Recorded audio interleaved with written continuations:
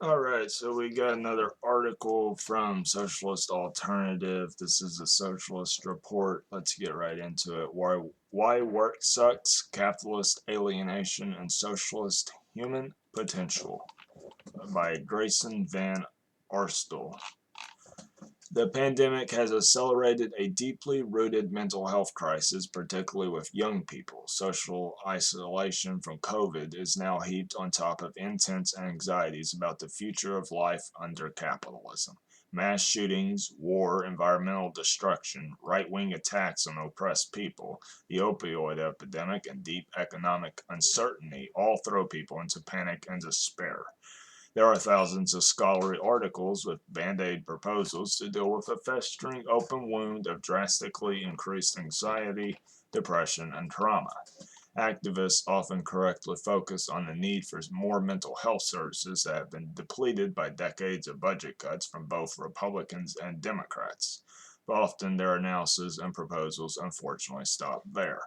The depth of the mental health crisis under capitalism goes far beyond the lack of adequate funding or counseling and other services. Every day, while we struggle to pay rent or mortgages with often unfulfilling jobs, we have less time to spend with family, loved ones, and friends who are often navigating their own battles with poverty and addiction in an age of capitalist disorder.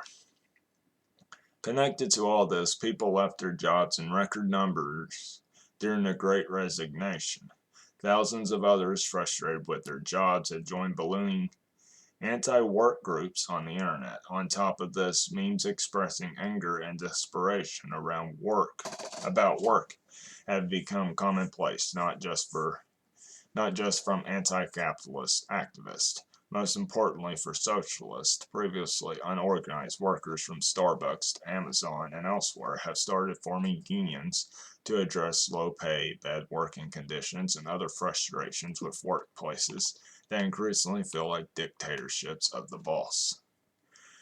What's at the root of all these problems? Nearly 180 years ago, Karl Marx wrote the Estranged Labor chapter of Economic and Philosophic Manuscripts of 1844, which is intensely relevant today. Marx explained his theory of alienation, which describes how capitalism makes us detached from our most important life activities, warps our relationships with other people, and cuts across our connection to nature. Work under capitalism. If you want stable food on your table and a roof over your head, then you have to sell your ability to work under capitalism. Companies wouldn't hire people if they didn't profit from using your work and paying you less than the value of your labor. Capitalism is based on theft by the billionaires on a grand scale. Explain how they do this and how it affects the economy is the subject of many other articles. But this exploitation is at the heart of capitalism and Marxist theory of alienation. A central idea of Marx is that working people don't have full over their lives while working.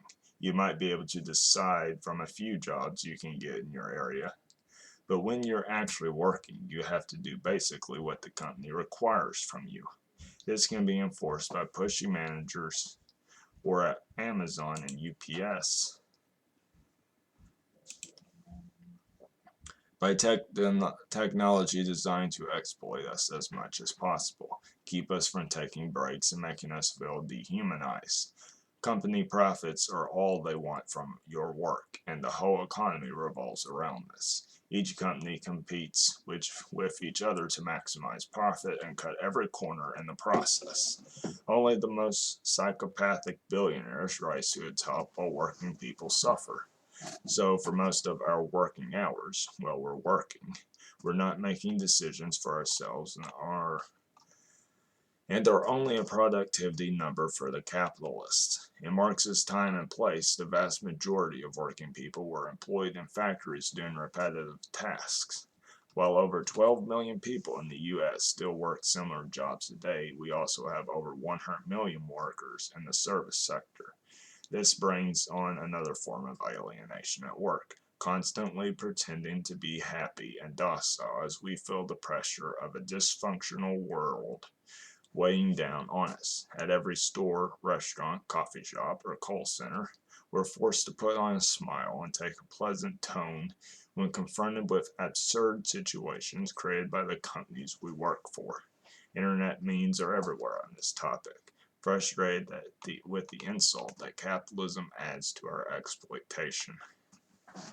Most working people acknowledge Marx's basic premise underlying his theory of alienation. Our real life doesn't happen at work. This is even acknowledged, and management speak of a work-life balance.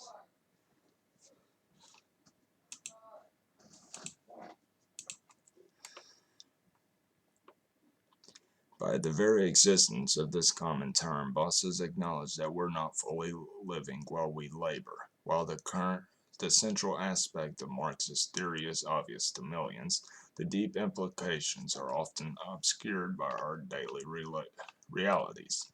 Virtually everywhere, everything in society is created by this alienated work in the blind pursuit of profits. The products we buy, the experiences we pay for, the buildings all around us, the homes we live in, nearly everything is produced through this alienated and exploitive process, keeping us estranged from the world around us even when we're off the job. The bosses and corporations are the main ones benefiting from our work, not ourselves, our families, and wider working class communities. On top of this, we often are forced to work in jobs that are not useful to society. Over 500,000 people in the United States work in the medical insurance industry at jobs that wouldn't be necessary if we had Medicare for all. Nearly 1 million people have jobs in the weapons manufacturing business. Going back to the Medicare for all, we need to nationalize healthcare, not publicize health insurance. Nationalizing healthcare would make it not even, we wouldn't even need insurance at all if we nationalized healthcare. Many people in these industries would rather be working elsewhere given the opportunity. Multi-level marketing pyramid schemes that prey on working people have millions of exploited sellers and employees. Even jobs extremely useful to society are warped by the profit motive. The best scientists are often forced to work on building new weapons instead of curing diseases. Construction workers build luxury condo after luxury condo instead of quality, affordable housing or schools and hospitals in the communities where they live. Nurses are forced to deal with too many patients in a sick, for-profit industry, and homeless shelter workers would rather see the root of the crisis addressed. The best artists often work in advertising, an industry that employs over 250,000 people in the U.S. The ad industry bombards us with thousands of commercials every day that are specifically designed to make us feel insecure so that we'll be desperate to buy a product to fix the situation. Basically, they're basically brainwashing you in order to buy their products. More than this, workers never make conscious decisions on what to produce or how it's produced. In this way, we relate to virtually everything around us in an alienated way, including other people, according to Marx's theory in Exchanged Labor. The chapter is worth a read if you can wade through the dense language. If you prefer video, check out a recording of the introductory speeches at a well-attended session on alienation at Internal Socialist Alternatives Virtual Marxist University. Does it have to be like this? Marx argues that work should be a uniquely human life-affirming activity. Many readers will say, "Whoa, Carl, that's quite a stretch, bro." Some redditors in the anti-work group would likely laugh at this ridiculous idea by the bearded guy. But in order to see Marx's point, let's look at what we do for fun outside of work. Many of people's most treasured hobbies were forms of work in pre-capitalist societies. Do you like gardening, knitting, fishing, hunting, cooking, making crafts? All these were jobs at some point, and they satisfy our innate need to manipulate the world into something useful for ourselves and people around us. Okay, maybe these aren't your favorite things to do. Video games often connect us to millions of people working together for common goals and social interaction. There's another way to look at how work could be more fulfilling. Academics and management schools have spent decades trying to figure out what motivates us to work hard. They do this to figure out how to maximize profits and productivity, but their findings support Marxist theory. In an extensive study, the Massachusetts Institute of Technology Management School, hardly a bastion of socialist ideas, found that two main things motivate people to work hard. One factor above all else was control over your work. The other main factor that motivates us, feeling like your work is doing something important to help others in society. Good pay and benefits don't hurt either. The findings of the study were turned into excellent animated video. Unfortunately for these management gurus, they can't deliver on what they know would motivate us to work harder. This system is controlled by the blind ally of profit, not by working people. We don't control our individual workplaces or the wider community or the wider economy, which results in so few of our jobs feeling like we're making a meaningful contribution to society, even when we know our skills could be put to better use. Some companies like Valve and video games try to create bossless workplaces to foster innovation. This is an indictment of their system, and many studies show that bosses kill innovation rather than create it, while management egos built by capitalism leave them clueless about the situation. Innovation should be used to make workers' lives easier with decreased working hours and no loss of pay. Instead, new technology is used to spy on workers, speed up our work, and threaten layoffs. This is a crucial issue in the Amazon union organizing drives and the upcoming Teamster UPS contract battle. In addition, new technology is often used to de-skill workers, make them feel expendable, and kick people out of their jobs, which is obviously a dehumanizing and degrading experience in capitalism on top of creating poverty. Social decay from capitalist alienation. Ever since socialist ideas emerged, capitalists and their bootlickers have said that human nature is the reason we can't have equality and liberty. This is nonsense. Humans are a collective species, and workers are always going out of their way to help each other, showing deep reserves of self-sacrifice and compassion and struggle. At the same time, socialists do recognize the deep ways that class society has affected our behavior.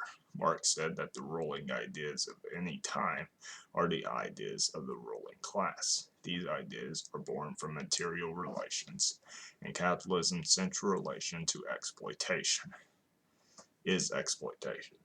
This has an impact on all of us, but no species has a purely fixed nature. A struggle for socialism will require a mass collective struggle that would bring with it a moral regeneration of our species. For now, though, we need to recognize and analyze the way alienation affects all our relationships. Alienation outside the workplace goes far beyond worries about layoffs. Insecurity created by advertisements and our physical surroundings being created by a system of exploitation. For instance, if you want to save money, you have to deny yourself enjoyment. If you want to enjoy things, then you have to deny yourself the stability of saving money. Marx sums this up. The less you eat, drink, buy books, go to the theater or to balls, or to the pub, and the less you think, love, theorize, sing, paint, fence, etc., the more you'll be able to save, and the greater will become your treasure, which neither moth nor rust will corrupt, your capital. The less you are, the less you express your life. The more you have, the greater is your alienated life, and the greater is the saving of your alienated being. Sadly, social isolation helps people save money. In addition, the constant push for productivity and the surface of corporate profits spills over outside of work.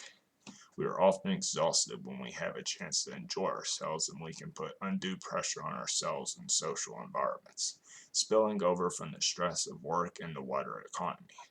This obviously affects our social relationships with those close to us.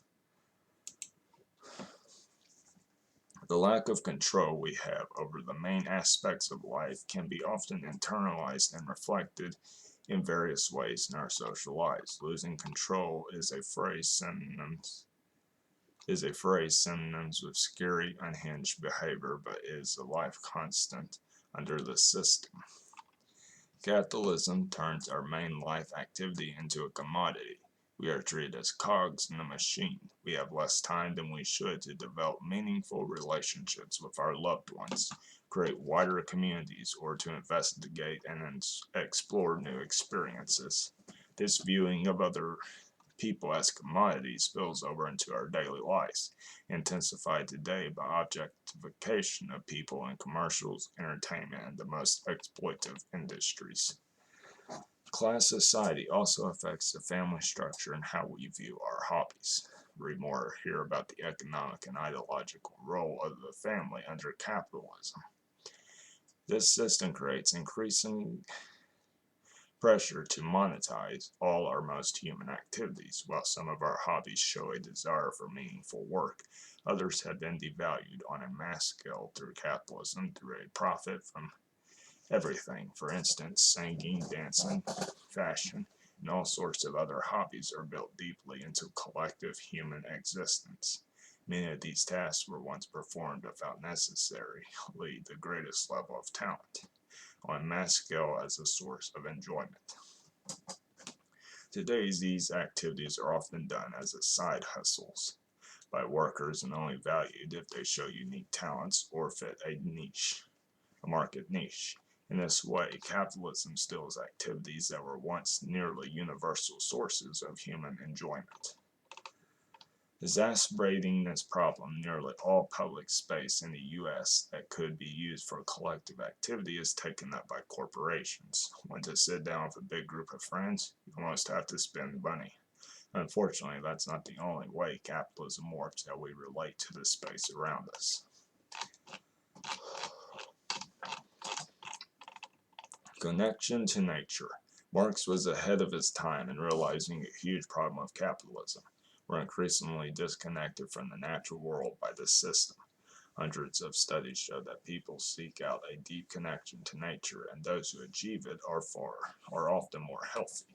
Again, this can be shown in hobbies. People flock to national parks at record numbers in recent years, beaches, mountains, and forests. Overwhelmingly, we falsely view nature as only places largely untouched by humans. More than this, we sometimes fail to recognize that we are a crucial part of the natural world, instead of viewing it as an outsider. This shows the extent of our alienation under capitalism. This system has ushered in an entirely new geological epoch that scientists call the Anthropocene.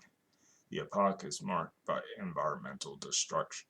Due to the fact that we're so detached from the products of our labor, we no longer view the changes capitalism has inflicted on our environment as part of the natural world. Even the radical left is affected by this in two related ways. Many left activists, particularly in the labor movement, use the slogan, "Labor creates all wealth," often wrongly thinking it originates with Marx. In truth, as Marx says, the worker can create nothing without nature. It's important for how we view the economy. The way the capitalists withhold, control, and exploit raw materials and other aspects of the natural world is a crucial lever for how they exert their power in the economy. Marx felt strongly enough about this that he wrote about it twice, including in detail through his polemic critique of the Gotha program. In addition to the importance of the economic points related to this slogan, Marx saw how our disconnection from nature had negative impacts on our psychological well-being. Another mistake is also made by sections of the left in understanding the relationship between labor, capital, and the rest of the natural world. Some environmentalists wrongly argue that we can't have any economic growth must decrease workers' living standards, and a misguided critique that they see as anti-capitalist. Not only will this push working people away from those activists putting this forward under the guise of socialist and environmental ideas, it also vastly underestimates the way human labor could be used to benefit the rest of the natural world in a socialist society. For instance, addressing the environmental crisis and rebuilding a connection with the rest of the natural world would involve a massive increase in public transportation and renewable energy production. By putting to use the vast technology developed by humans, we could be more in touch with our natural surroundings, even those created by human labor.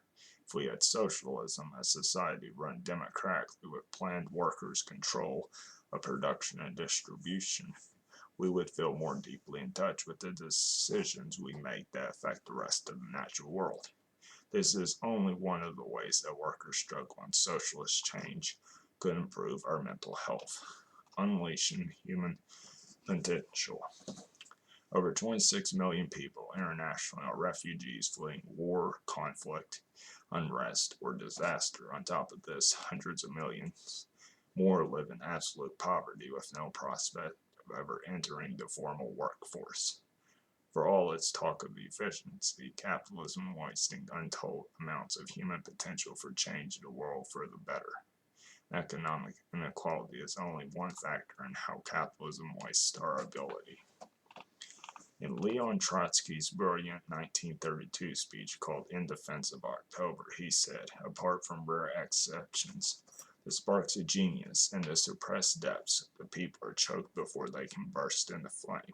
Also because the processes of creating, developing, and educating a human being have been and remain essentially a matter of chance, not illuminated by theory and practice, not subjected by consciousness and will. As the management gurus begrudgingly admit, unlocking human potential would need workers' control, meaningful jobs, good pay. Capitalism is the opposite of this. Socialism, a workers' democracy with a plan of production to meet the needs of people and the planet, is the way forward. While the environmental situation may seem dire, unlocking the abilities of our species would give us hope for a more sustainable, stable future. Marx's estranged labor gives us an outline of capitalism's deep dysfunction and the potential for what socialist transformation could achieve. Many concepts in Marxist theory of alienation could be applied and updated to help us understand today's situations of looming economic crisis, social isolation, racism, sexism, mass incarceration, war, and deep dehumanization. We understand the depths of capitalist alienation will not solve the mental health problems that we all face individually. It can give us renewed confidence in the fight to make a better world. And that concludes this video. I didn't say much about what I was reading because I wanted to take it in, considering the fact that this is an article on theory. But this has been from the Socialist Alternative. This has been the Socialist Report. See you next one. Peace out.